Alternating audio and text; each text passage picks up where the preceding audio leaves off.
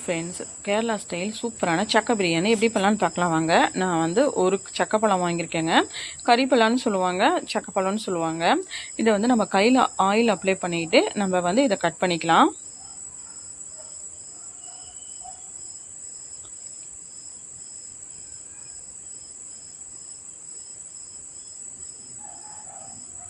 First காம்பை cut பண்ணிக்கலாங்க. அதுக்கப்புறம் ரவுண்டாக கட் பண்ணிக்கலாம்.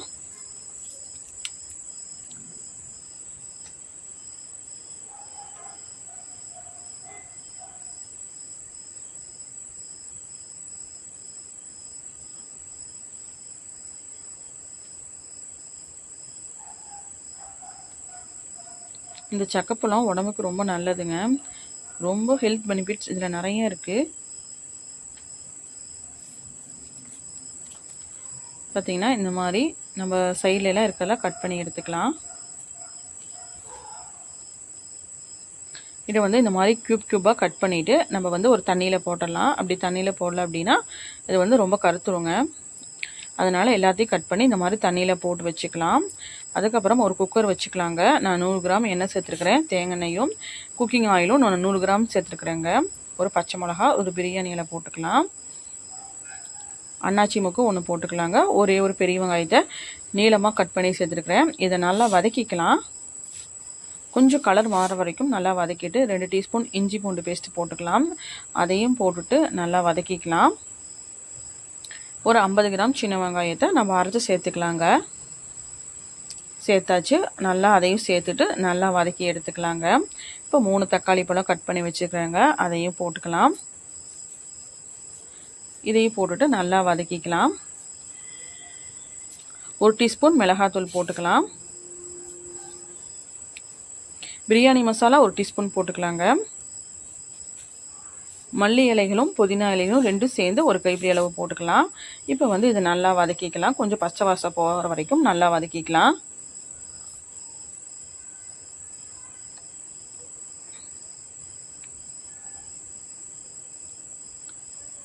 பார்த்திங்கன்னா கலரே பார்க்கவே அவ்வளோ சூப்பராக இருக்குது.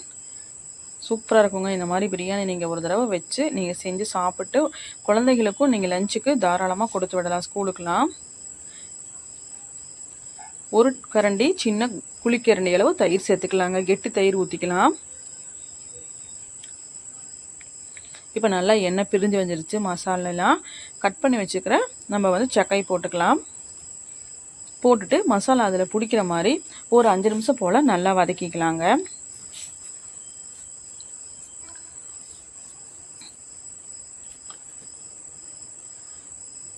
லோ ஃப்ளேமில் வச்சு கொஞ்சம் நல்லா கலரி கொடுத்துட்டோம்னா நல்லா டேஸ்ட்டாக இருக்கும்.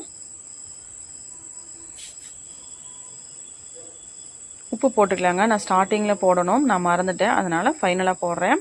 உப்பு கொஞ்சமாக போட்டுக்கலாம். தேவையான அளவு உப்பு போட்டுட்டு 2 வதக்கிட்டு இப்போ தேவையான அளவு தண்ணி ஊற்றிக்கலாம். நான் சீரக சாம்பார் அரிசி தான் எடுத்துக்கிறேங்க இன்றைக்கி. 1 டம்ளர் அரிசிக்கு அது 1.5 பங்கு தண்ணி. அதுக்கு தகுந்த மாதிரி நான் அளவு தண்ணி ஊற்றியாச்சு. இப்போ வந்து நல்லா கலக்கி விட்டுக்கலாம். ஒரு கொதி வரட்டுங்க. அரிசி வந்து எப்போவுமே சீரக சாம்பார் அரிசியை 1 தடவை 2 தடவைக்கு மேலே ரொம்ப அழுத்தி தேய்ச்சி கழுவக்கூடாது. அதோட ஸ்மெல்லெல்லாம் போயிடும். நல்லா கொதி வந்துருச்சு. இப்போ நம்ம அரிசி எடுத்து போட்டுக்கலாம்.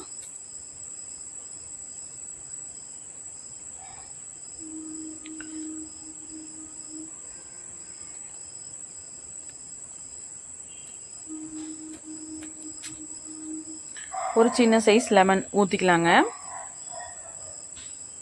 பெருசாக இருந்தால் அரைவாசி போதும். குட்டியாக இருக்கிறதுனால நான் 1 ஊற்றிருக்கிறேங்க.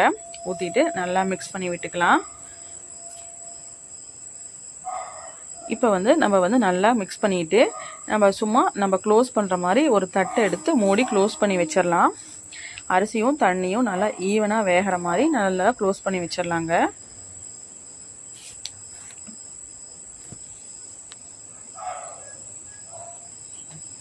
இந்த மாதிரி க்ளோஸ் பண்ணி வச்சுக்கலாம். இப்போ பார்த்திங்கன்னா நல்லா கொதி வந்துருச்சு. ஒரு திருப்பி விட்டுக்கலாங்க. இப்போ இந்த மாதிரி நல்லா கலக்கி விட்டு திருப்பி விட்டுக்கலாம். திருப்பி விட்டு இப்போ பார்த்திங்கன்னா நல்லா ஈவனாக ஆயிடுச்சுங்களா. இப்போ குக்கர் மூடியை போட்டு க்ளோஸ் பண்ணிவிட்டு விசில் போட்டுக்கலாம். கரெக்டாக ஒரு 15 நிமிஷம் அடுப்பில் வச்சா போதுங்க. சிம்மில் வைக்கணும், லோ ஃப்ளேமில் வைக்கணும். சூப்பராக நமக்கு பிரியாணி ரெடி ஆயிரும். விசில்லாம் விடக்கூடாது, சிம்மில் வச்சாவே சாப்பாடு சூப்பராக ரெடி ஆயிருங்க. இதே மாதிரி நீங்களும் ட்ரை பண்ணி பாருங்கள்.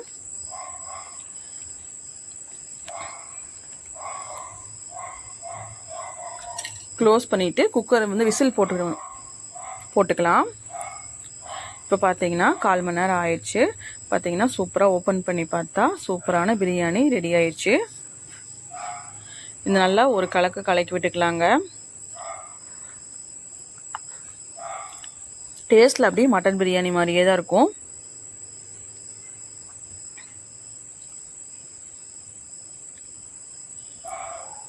அவ்வளோதானே, சூப்பரான பிரியாணி ரெடி ஆயிடுச்சு. இதுக்கு வந்து சைடிஷ் வந்து தயிர் சட்னியும் முட்டையும் வச்சு சாப்பிட்டா நல்லா இருக்குங்க. அதுக்கப்புறம் மாம்பழமும் தொட்டு சாப்பிட்டா நல்லாயிருக்கும். இப்போ சீசன் ஸ்டார்ட் ஆகிருக்கும் போல் அதையும் தொட்டு சாப்பிட்டா சூப்பராக இருக்கும். ட்ரை பண்ணி பாருங்கள். வீடியோ பிடிச்சா லைக் பண்ணுங்கள், ஷேர் பண்ணுங்கள், மறக்காமல் சப்ஸ்கிரைப் பண்ணுங்கள். தேங்க்ஸ் ஃபார் வாட்சிங்.